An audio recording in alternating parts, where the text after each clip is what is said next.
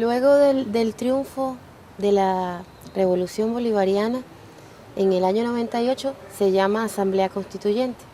Ese proceso constituyente que logra una Asamblea Constituyente y una nueva Constitución, la Constitución de la República Bolivariana de Venezuela, pues contó con la participación de amplios sectores de la población, sobre todo sectores que antes habían sido excluidos totalmente y que nunca habían tenido posibilidad de participar en lo que era la construcción de la República, en la revisión de la legislación. Entonces, por primera vez los indígenas fueron considerados dentro del texto de nuestra Carta Magna, y igual los afrodescendientes, los campesinos, los trabajadores, las mujeres y todo. Obviamente eso generó un nivel de movilización, de acción popular, de recuperación de espacios extraordinarios, ¿no? Nosotros veníamos de una situación que había sido muy difícil, no solo por todos los años de frustración ante gobiernos que eran profundamente corruptos, saqueadores del pueblo, sino que ante lo que había sido una movilización importante en contra del Fondo Monetario, tuvimos una represión tremenda que causó 3.000 muertos, y eso fue en el 27 de febrero del 89, en el marco del Caracazo. Entonces, bueno, esa recuperación de la fuerza del país, la esperanza, generó un movimiento importantísimo y una identidad del pueblo con el proceso de cambio, con el gobierno importante. Sin embargo, durante todos esos años, de estos primeros años, el ataque contra la revolución, el ataque contra el pueblo, el ataque contra el presidente fue permanente. Dentro de una de las cosas que marcó más ese ataque, sobre todo mediático, era la calificación al pueblo de hordas, de turbas, desdentados. Y sí, hay una campaña permanente de asociación del pueblo a una especie de muchedumbre salvaje que obviamente tenía que ser controlada o neutralizada. Igualmente se asociaba al pueblo y al presidente, entonces la descalificación era de un mono, ese negro. Entonces hubo una campaña de intento de quebrar, así, de realmente ellos polarizar al país entre los civilizados, los blancos, la gente culta, inteligente, y los salvajes que querían en ese momento controlar el destino del país, ¿no? Esto generó un clima de odio, sobre todo potenciado por los medios de comunicación, increíble. Un odio de los sectores, clases medias altas y la burguesía, tratando de generar una situación de guerra civil y de violencia incontrolable. Sin embargo, por todo lo que fue efectivamente el objetivo de la revolución, que era en el marco de la democracia burguesa, con las reglas del juego burgués, ganar los espacios, ganar las elecciones, ir a proceso constituyente, además fuimos a un referéndum para decidir ir por esa constituyente, luego aprobar la constitución también en proceso eleccionario. Es decir, eran movilizaciones y movilizaciones dentro del marco de la legalidad burguesa total, pero permanentemente los medios seguían acusando de las hordas salvajes, la chusma, la turba, los desdentados. Decían ellos, y era impresionante, porque una de las cosas decían era que parecían que los bolivarianos hacían casting para que la gente más fea fuese la que estuviese en sus filas. Pero realmente era una cosa terrible, porque sí era un país con un porcentaje importante de población desdentada, porque la pobreza, porque la miseria, porque el saqueo de un país rico, un país que había manejado presupuestos gigantescos, equivalentes a varios planes Marshall. Sin embargo, tenía al 80% de su población en condición de pobreza, había creado nuevas categorías de pobreza, pobreza extrema. Y obviamente toda esta agresión tan brutal generó más bien una enorme identidad del pueblo con el proceso bolivariano. Llego aquí a lo que fue un momento clave, que aunque no se había logrado transformaciones en el país en ese momento, solo había una identidad, una esperanza, una confianza.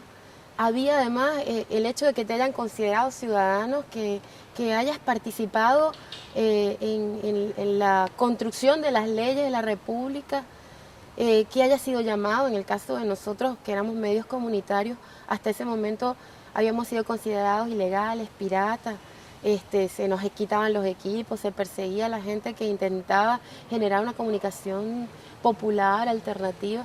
Y por primera vez no solamente habíamos sido convocados al debate en la constituyente, sino que se había establecido la comunicación como derecho humano, y el Estado no solamente habilitaba los medios comunitarios, sino que estaba obligado a garantizar que las comunidades tuvieran las herramientas para ejercer ese derecho a la comunicación. Entonces, bueno, era un momento extraordinario de movilización popular, pero también donde se había exacerbado el odio de los sectores medios a través de las campañas mediáticas, donde permanentemente se decía que estos salvajes iban a ir por ellos, ¿no? Que los salvajes iban a saquear sus casas. Se crearon a través de redes, sobre todo digitales, en los sectores de la clase media, campañas donde se preparaba a la gente para que en sus apartamentos, en sus edificios, estuvieran con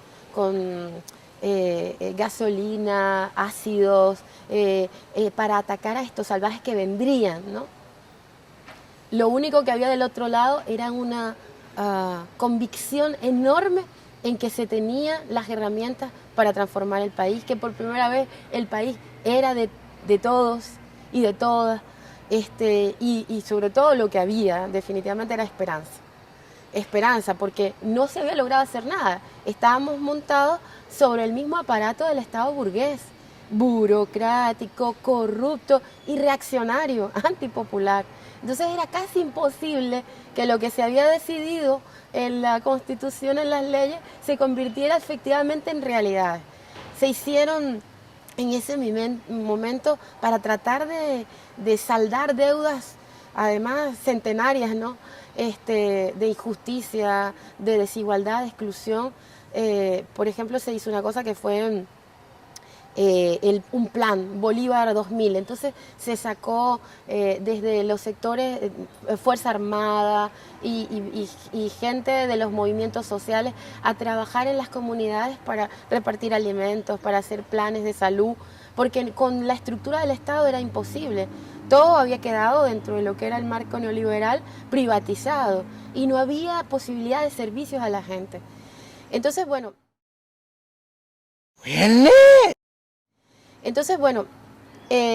una de las cosas que al final se deciden hacer para lograr obtener recursos y empezar a dar transformaciones son las leyes habilitantes.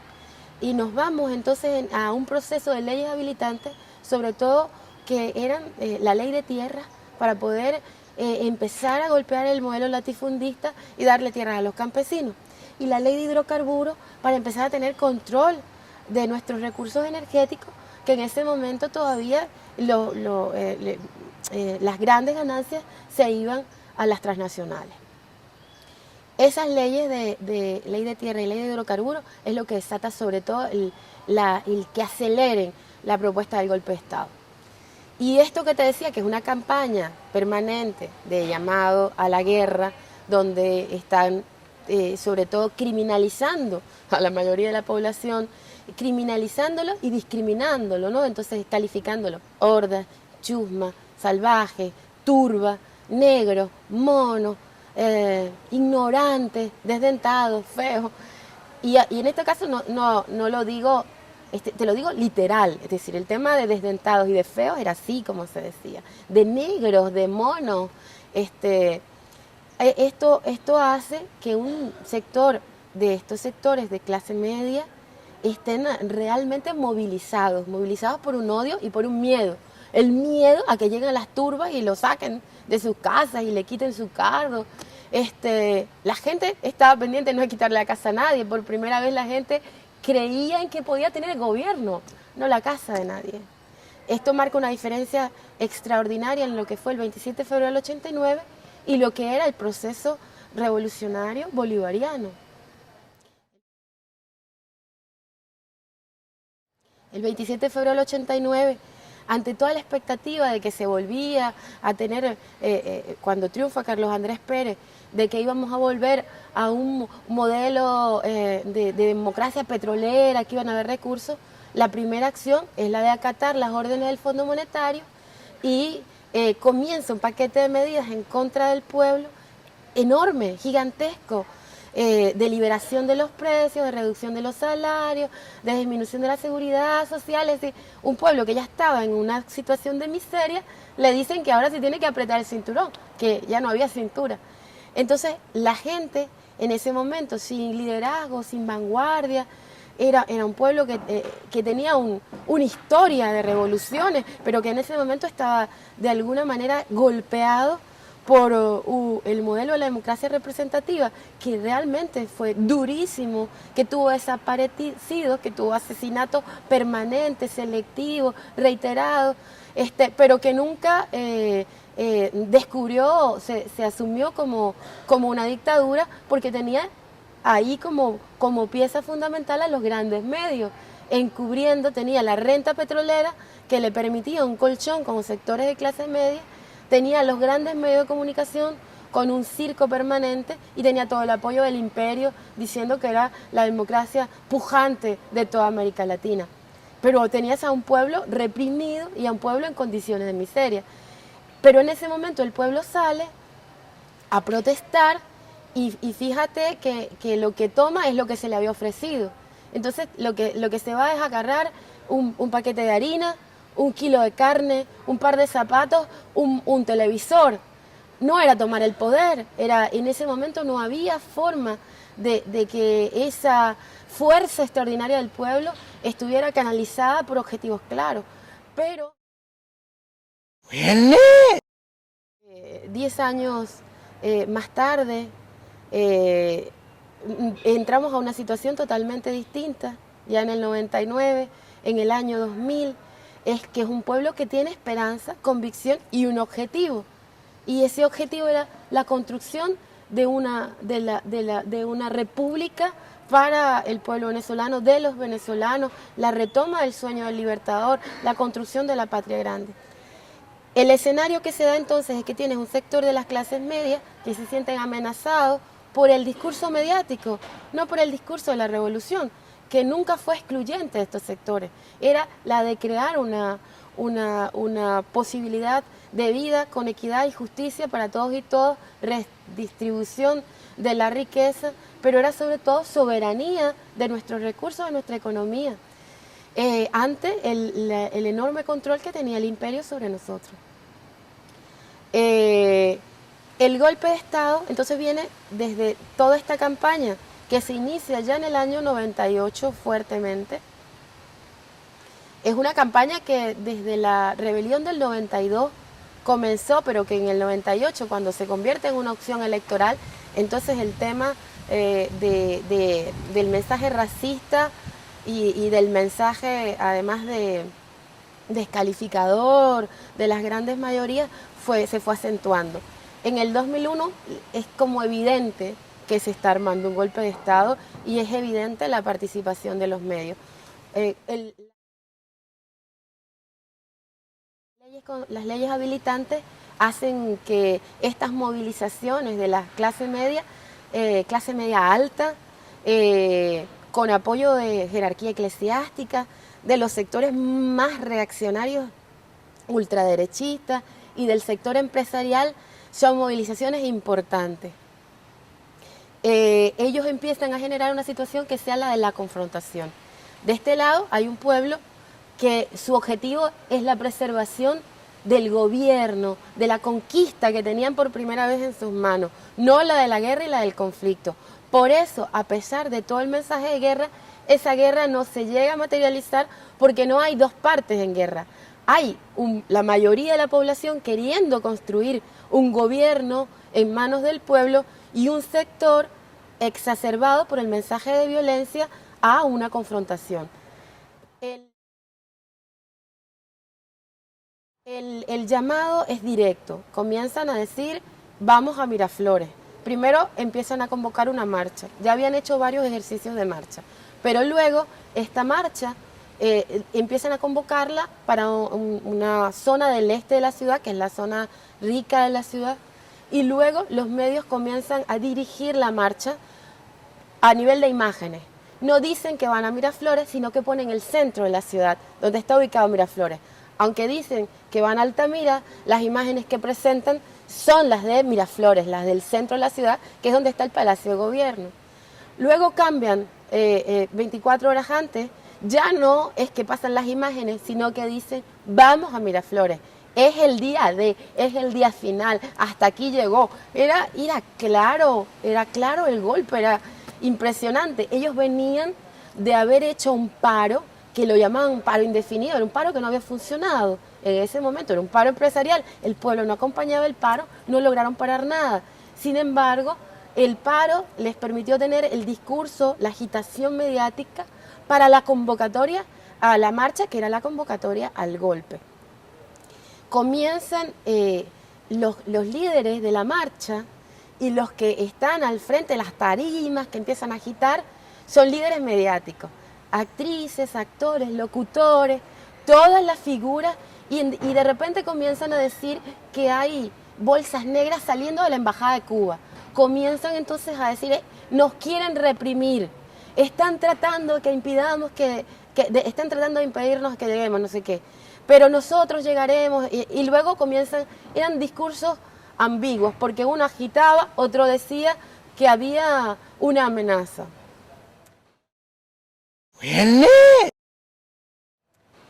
El tema es que paralelo a esto, los medios, y luego se tienen pruebas contundentes, grabaciones, ya estaban declarando, estaban grabando las intervenciones de los altos generales de la Fuerza Armada Nacional, diciendo que se veían obligados a pedir la renuncia del presidente y que no podían en este momento el asesinato, no había sucedido un muerto y ya ellos estaban hablando de los muertos y decían de francotiradores. Todavía la marcha no había llegado a ningún lugar donde se hubiese producido la confrontación. ¿Qué había del lado del proceso? Un pueblo que estaba absolutamente evidenciando ante las cámaras que había un golpe. Ese pueblo se va a Miraflores, al frente de Miraflores, a proteger al gobierno, a protegerlo con el pecho, porque no hay nada. Obviamente, sectores de la Fuerza Armada estaban en el golpe y no se impide la llegada de la marcha. La marcha viene, la marcha sigue, la marcha dice que es a Miraflores, la marcha ya está evidenciada como un intento de entrar a Miraflores a matar al presidente. Lo único que podía pasar era una confrontación donde se tenía que impedir la entrada de esa masa. Eso iba igual a justificar el golpe de Estado. Pero no había ejército defendiendo Miraflores, había pueblo defendiendo Miraflores. Un pueblo además que estaba allí sin saber exactamente decir, pero ¿qué va a pasar? ¿Cómo es esto? ¿No? Empieza ya con todo, cuando ya es evidente, hay una intervención del presidente que llama a una cadena para llamar a la calma, para pedir que esta situación no llegue a conflicto. Bueno, la intervención, los medios cortan la intervención del presidente y empiezan a denunciar los muertos, dicen que ya hay muertos, es decir, empiezan a producir ya la confrontación para justificar el partir y respetar la cadena nacional, partir la pantalla y seguir agitando y llamar a la violencia. Es una cosa impresionante, ¿no? Como era un acto montado, un show con luces preparadas con francotiradores puestos en los sitios clave. Los primeros muertos se producen del lado de quienes están defendiendo Miraflores, del pueblo que está ahí defendiendo Miraflores, para tratar que se retiren y que entre la otra marcha. Pero el pueblo no se va. Una cosa impresionante porque está retirando a los muertos y la gente sigue ahí sin más defensa que la moral de un pueblo y que el amor de un pueblo. La marcha sigue avanzando.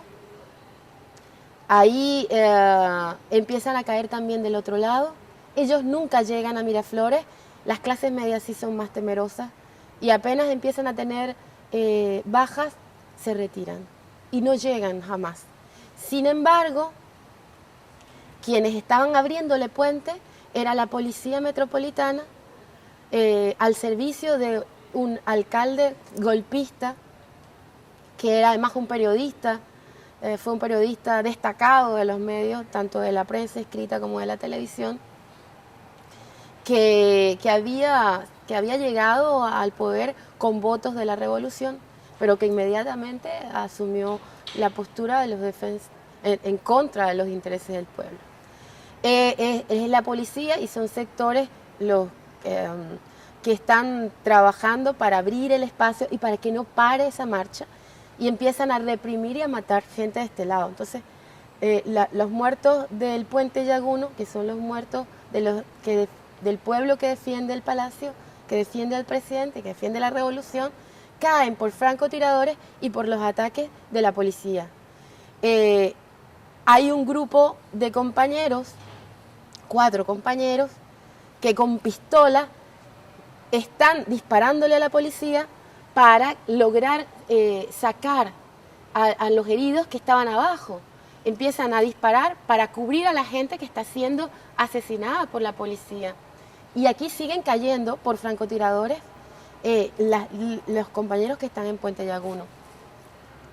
Los medios presentan a los que están disparando a la policía porque la policía está matando y los que están tratando de rescatar como los francotiradores que produjeron el asesinato, que eran los círculos bolivarianos, que eran las hordas chavistas, que miren qué salvaje. No tenían la escena que querían de represión, porque no podían tener, no había ni ejército ni nadie disparando contra el pueblo. No tenían ninguna, pero mostraron esto, que era una pistola que salía así de un tipo tratando de ver. Al final, con todo el trabajo que hacen los medios comunitarios alternativos, se reconstruye todo y se ve a dónde disparan ellos. Pero lo que ellos muestran, que es una parcialidad, es una persona que dispara. Entonces, arman el golpe y con esa imagen que recorre el mundo, ahí están las hordas chavistas que le disparan al pueblo y que producen todos estos asesinatos. Ya tenían la grabación y salen los militares golpistas diciendo que, bueno, que definitivamente ya piden la renuncia del presidente, Esto pasa en horas. La gente no se va de Miraflores. A pesar de todo lo que pasó, la gente sigue ahí. El presidente en la noche tiene ya la amenaza de que van a bombardear. Hay gente del pueblo que no se retira, mujeres, hombres, mujeres con niños, porque estaban custodiando no al líder, no, era como un hijo, un hermano, un padre, alguien que era parte de tu vida. Entonces la gente temía mucho por la vida del presidente y no se retiraba. Entonces el presidente pide que se vayan y él va a hablar con los golpistas a Fuerte Tiuna, porque amenazaban con bombardear.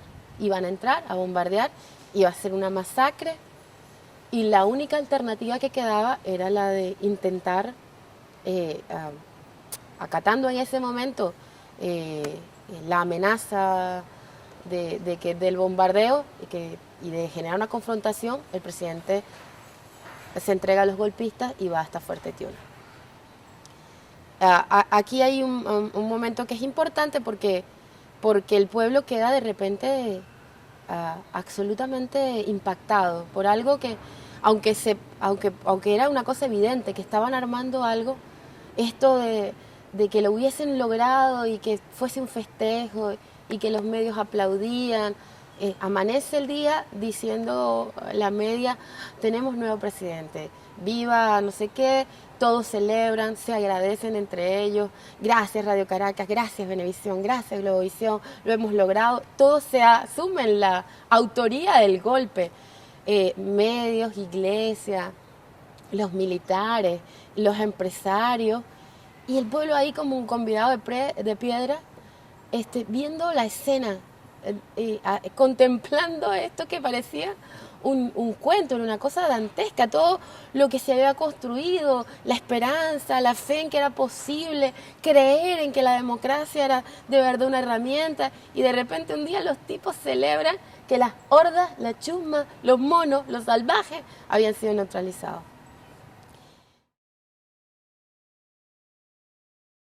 La primera parte es como un shock gigantesco, pero en horas comienza algo interesante, porque sí es una ruptura brutal con los medios, ¿no? La primera es no te creo, y la segunda, no te escucho más. Yo comienzo a hacer mi comunicación, y hay una gran convocatoria a un cacerolazo gigantesco que se da el día 12 a las 7 de la noche. Una convocatoria que no es por ningún lado, porque no tienes ningún medio. Los medios comunitarios eran incipientes, pequeñitos, y los pocos que habían también habían sido perseguidos, ¿no? Estaba Katia TV, yo era de Katia TV, estábamos en un hospital, era la sede en Katia, y en ese momento el alcalde metropolitano toma las instalaciones del hospital, nosotros logramos salir, pero bueno, no había forma de establecer a través de ningún medio. Los medios fueron los celulares, los teléfonos, la gente saliendo a la calle, las pintas de repente, y en horas una gran red, y sobre todo la moralización, que en este caso la cacerola funcionó como los tambores, ¿no? Era como que volvía el espíritu, no era uno, no eran dos, éramos todos tocando. Eso fue un despertar del pueblo. Ese no te creo del día 12 se convirtió en el 13 en yo voy a decir lo que pasó y yo transformo la realidad. Entonces, de espectador pasivo a espectador ya dudoso, comenzamos ya no a ser espectadores, sino a ser actores reales. Y entonces comienzan la gente cerca a los medios. Pero el primer objetivo es ir a Miraflores para que el espacio de poder, de gobierno, siguiese en manos del pueblo. Aquí no había vanguardia, no había líder, no había partido en ese momento. Era el pueblo, era una cosa que es una comunicación humana que trasciende los medios, que trasciende la propia razón, porque era una cosa muy emocional, pero tenía objetivos, ¿no? Entonces se toman los cuarteles militares, se toma Fuerte Tiuna y se toma el espacio gobierno, el ejecutivo. Y luego, al concentrarse, la acción era, esto tiene que saberlo el mundo, y se van a los medios. Ahí había que tomar una decisión. Tomar los medios privados iba a generar una confrontación. Entonces nos vamos, los que éramos de medios comunitarios, a tomar el canal público. Y es ahí la primera imagen que sale de lo que estaba pasando a nivel nacional, y que fue un despertar y luego la vuelta del presidente. Pero la comunicación jugó papeles importantes para dar el golpe, y luego la comunicación humana para revertir la experiencia pequeña que teníamos los medios comunitarios, para retomar el espectro radioeléctrico y volver a poner la señal pública al aire, y para revertir en menos de 48 horas lo que era una estrategia perfecta del imperio y de sus medios. El primer elemento a lo largo de estos años, ¿no?, era montarte en la estructura de un Estado que está condicionado para oprimir, no para liberar. Y además, las estructuras tienen poderes, se defienden solas, ¿no? Y también hay modelos culturales que no se cambian rápidamente. Entonces, muchas veces camaradas terminaban en una estructura y la estructura terminaba absorbiéndolos, ¿no? Eso es parte de los procesos de cambio, sobre todo cuando eliges que la opción sea por la vía de procesos electorales, donde permanece todo el mismo funcionariato, en toda la estructura del Estado, donde tienes procesos administrativos, todas las cosas hechas casi para ser un Estado inoperante, incapaz, porque veníamos del modelo neoliberal, que era la reducción del Estado solo a convertirse en un gendarme en contra del pueblo, pero que no tuviera capacidad de ser un instrumento al servicio del pueblo, ¿no? Entonces, la primera contradicción es cómo lograr hacer revolución dentro de un Estado que ha estado diseñado para oprimir y no para liberar. Luego del golpe de Estado, el primer trabajo fue legislar para cambiar. Pero luego la ley puede ser ley muerta si no tienes herramientas para construir las cosas, ¿no? Y para nosotros el golpe de Estado fue fundamental, el golpe y el paro petrolero, porque el paro petrolero nos permitió librarnos de una tecnocracia que estaba al servicio, pero total, completo, de las empresas gringas. Muchos de ellos después, Justi, que había sido presidente de PDVSA, luego se convirtió en asesor de la Casa Blanca en el área petrolera, y está ligado a todas estas empresas petroleras. Entonces, realmente tenías una tecnocracia que impedía que la principal fuente de ingresos del país pudiera estar al servicio del gobierno, del pueblo, del Estado. Entonces tenías un Estado sin posibilidades de hacer nada, maniatado. Pero el golpe petrolero, en esto ellos arriesgaron muchísimo. Durante 65 días, otra vez los medios llamando a la guerra civil, la tecnocracia salió y dio la cara y dijo: vamos a tumbar este gobierno, ellos no pueden sin nosotros. Comienza un boicot internacional, cercan a Venezuela, impiden la salida de nuestros barcos petroleros, se genera una situación de crisis, no entran alimentos, hay una situación brutal. Pero eso permitió que la fuerza del pueblo y la conciencia del pueblo y la organización del pueblo y la claridad del pueblo también se pusiera en evidencia. Entonces la gente prefirió agarrar sus camas y convertirla efectivamente en leña, madera para cocinar, antes que rendirse a la manipulación del poder burgués y de la oligarquía en ese momento. Ellos llamaban a una guerra civil y la gente entendía que no, la guerra era un negocio de ellos, no nuestro. Nosotros creíamos en la construcción de nuestra democracia, en el espacio de poder que habíamos conquistado, y la gente no se dejó provocar, sino que asumió con una valentía, con un optimismo, con una alegría, con una fuerza, creando espacios y medios distintos a los que estaban en ese momento, llamando a la guerra. La gente apagaba el televisor, grababa y en la plaza pública ponía las imágenes de lo que estaba sucediendo. Es decir, hubo un ejercicio de poder popular a partir de la conciencia gigantesco.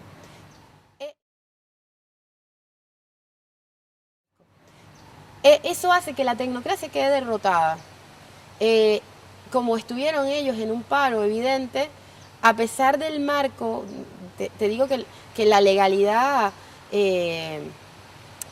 dentro de esta legalidad burguesa permite todo. Es decir, nosotros, estos medios que participaron en el golpe, que llamaron al golpe, que aplaudieron el golpe, que se asumieron su autoría, no fueron sancionados. No había forma de sancionarlo. Ninguno fue responsable de los asesinatos. Ninguno, no pasaron una hora cerrado, pues no pasó nada.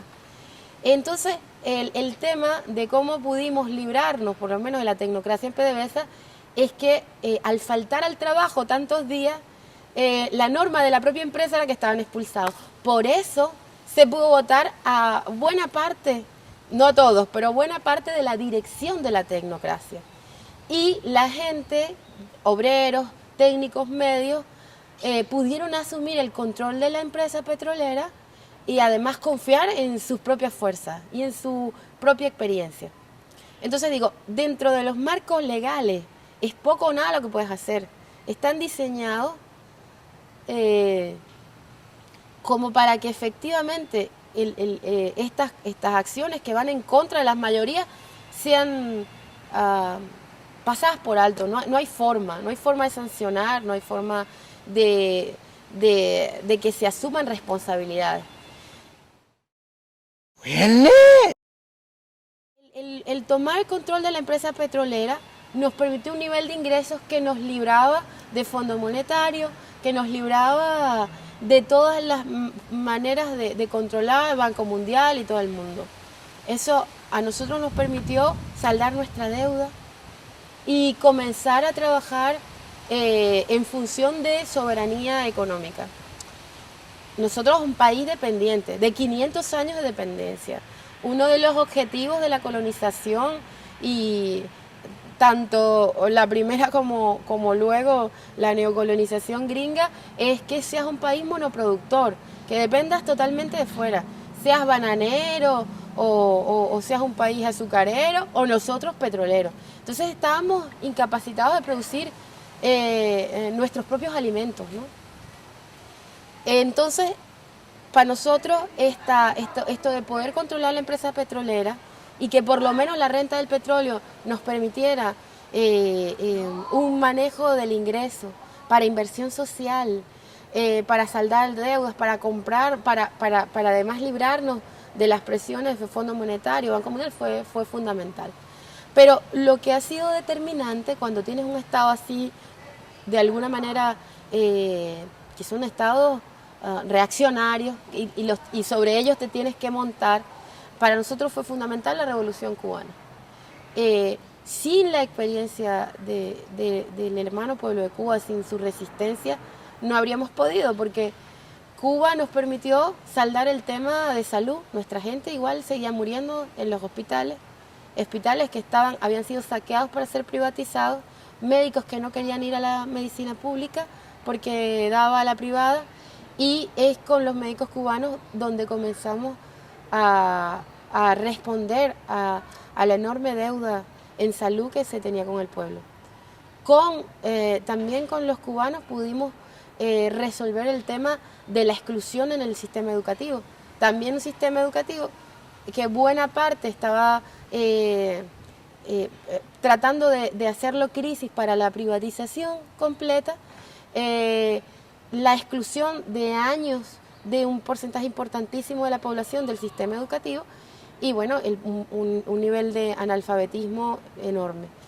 Es con el apoyo de los compañeros, de los hermanos cubanos, que logramos empezar un proceso que es las misiones educativas para alfabetizar, para incorporar gente a todos los niveles, primaria, secundaria y educación superior.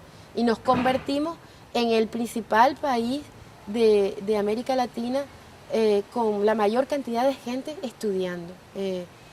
Creo que es la mayor cantidad de gente en el continente estudiando. Abuelitos de 80 años, 70 años, gente que empezó a aprender a leer y escribir y que ya hoy está en la Misión Rivas, que es en la secundaria, y optando por ir a universidades.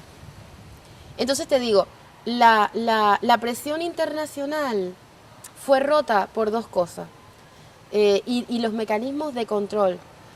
El poder tener una fuente de ingresos tan importante como PDVSA en nuestras manos y poder tener la solidaridad de pueblos hermanos. Eso fue fundamental, para no quedarnos solos. Creo que igual el resto de América Latina, este sistema de cooperar entre nosotros ha permitido que en los momentos en que han apretado a Argentina con el tema de la gasolina, ahí está Venezuela entregando. En uno de los momentos de crisis, cuando el boicot, el paro empresarial y petrolero, Brasil nos dio gasolina a nosotros, cuando no podíamos usar la nuestra porque estaba en medio del boicot. Esta cooperación entre los pueblos latinoamericanos ha sido fundamental para que los mecanismos del imperio no logren su objetivo.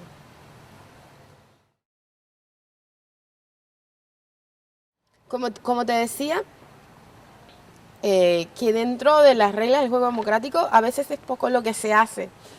Nosotros nos encontramos un espectro radioeléctrico totalmente dominado por la media privada, una especie de latifundio mediático. Teníamos un solo canal de televisión pública. Días antes de que tomara el gobierno la revolución, el comandante Chávez, entregaron a la iglesia uno de los canales públicos, entregado, para ir, y el que teníamos, este canal, estaba siendo en ese momento empaquetado para ser privatizado. Tenía un porcentaje de cobertura mínimo, una tecnología obsoleta, es decir que estábamos realmente a nivel comunicacional inermes, no teníamos nada. Una de las primeras cosas que hace la revolución en el proceso constituyente fue habilitar los medios comunitarios. Pero esta habilitación, este impulso, se tropieza con la barrera de que el espectro ya está repartido entre los poderes económicos. Y que entonces empiezas a dar habilitaciones, pero en espacios muy pequeños, por acá, por allá, pero es un poco precario la distribución, porque hay un latifundio ya establecido a nivel mediático. Entonces, esto digo porque ni siquiera había un uso del espectro, sino una posesión del espectro, y pues era difícil abrir nuevos espacios. Lo primero esto, sin embargo estaba en la ley, pero no se terminaba de materializar como una acción concreta, ¿no? Hubo que cambiar, por ejemplo, nuestro organismo, la Comisión Nacional de Telecomunicaciones, tuvo que adecuarse para poder estar al servicio de los medios comunitarios, porque siempre asumió las comunicaciones como negocio. Entonces ahí habían abogados, economistas e ingenieros. Para poder asumir que comunidades indígenas iban a tener radio, comunidades campesinas, comunidades obreras, entonces hubo que meter a sociólogos, antropólogos, trabajadores sociales y cambiar la estructura de la Comisión Nacional de Telecomunicaciones para que pudiera entenderse que no era un negocio, que era un derecho de todo el pueblo y que tenían en esa comisión que ponerse al servicio de la gente para acceder al espacio, al espectro comunicacional, al espectro mediático. El segundo paso fue potenciar Venezolana Televisión, que era el único canal público. Había una Radio Nacional, que también estaba igual en una situación de pauperización tremenda. Entonces comienza a hacerse inversión tecnológica tanto en Radio Nacional como en Venezolana de Televisión. Luego del golpe de Estado queda en evidencia la debilidad comunicacional nuestra. Se hace un impulso mayor a los medios comunitarios y se crea un nuevo canal que es Vive, que es el canal público del cual asumo yo la responsabilidad de la fundación, ¿no? De la creación. Este canal tenía objetivos distintos a los del otro canal público, que era más el de la diatriba política, la guerra, en contra de la guerra mediática. Este canal era un canal del poder popular. Entonces Vive, igual tiene que repartirse en la frecuencia UHF, porque toda la VHF estaba ocupada, y entonces en UHF ir a varios, si para cada región un canal distinto, 24, 25, 36, 48, porque había que buscar huequitos en el espectro, pero es un canal que se asume canal escuela, que comienza a darle herramientas a la gente para aprender y para asumir protagonismo en el hecho comunicacional, y es un canal público, pero que no asume la producción desde Caracas para el resto del país, sino que comienza a crear sedes en todas las regiones, con la idea de ir democratizando la comunicación, abriendo los debates y creando espacios. Es un canal que tiene 17.000 horas de grabación, de registro del proceso revolucionario, de la fundación inicial de los consejos comunales, de las misiones, el pueblo tomando la tierra, el pueblo construyendo la primera empresa socialista. Es decir, ahí ha sido un canal un poco de visibilización del pueblo y de crear discursos a partir de la participación directa. Entonces hay noticieros indígenas hechos por indígenas, noticieros campesinos hechos por campesinos, noticieros los niños hechos por niños, trabajadores, estudiantes. Este es un canal que que marca una diferencia enorme con el modelo comunicacional dominante y que es una herramienta importante del poder popular.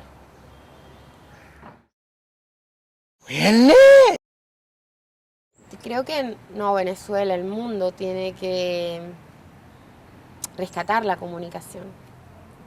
De alguna manera, la comunicación ha sido secuestrada.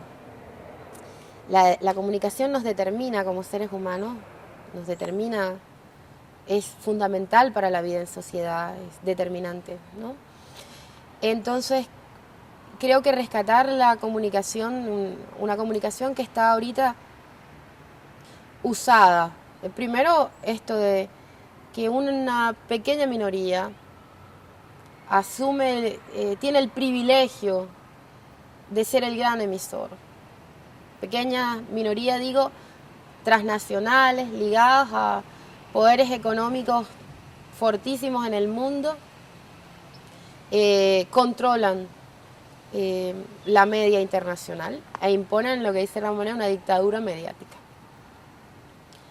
Pero este modelo comunicacional, que es un modelo comunicacional para la dominación, que es un modelo que aísla, que es un modelo que lo que priva es el miedo al otro, donde hay un estigma permanente sobre los otros, árabes, latinoamericanos, lo que sea, se convierte en algo a lo que tenemos que temer y por ende a lo que tenemos que odiar.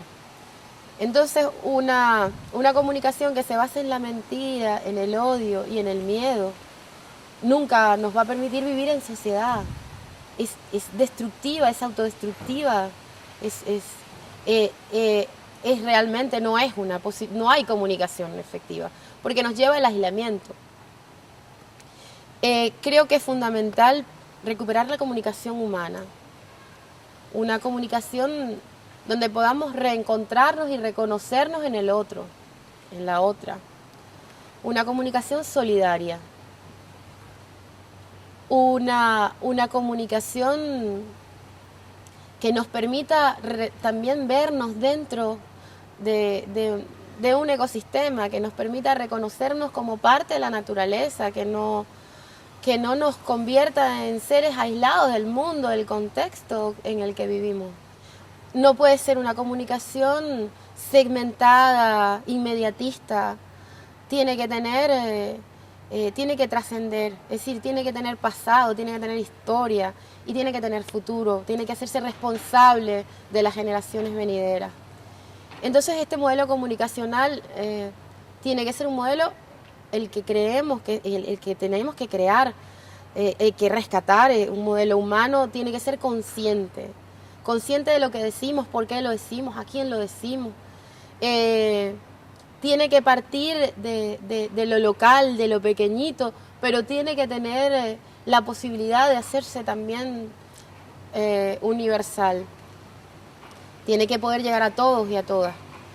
Creo que rescatar la comunicación como una herramienta para el encuentro, como una herramienta para reconstruirnos como sociedad humana, es una tarea de todos los que queremos efectivamente construir otro mundo posible.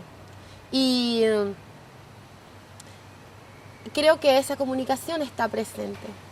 Si no, experiencias como la venezolana, o que haya ganado Evo en Bolivia, no habrían sido. Si no es por ese tejido, esa comunicación que va más allá de los medios, del fetiche mediático, del poder, esa comunicación que se establece con el encuentro, con la mano solidaria, con el compartir la experiencia, con la capacidad de mirar amorosamente al otro, con una comunicación que va más allá de la propia razón.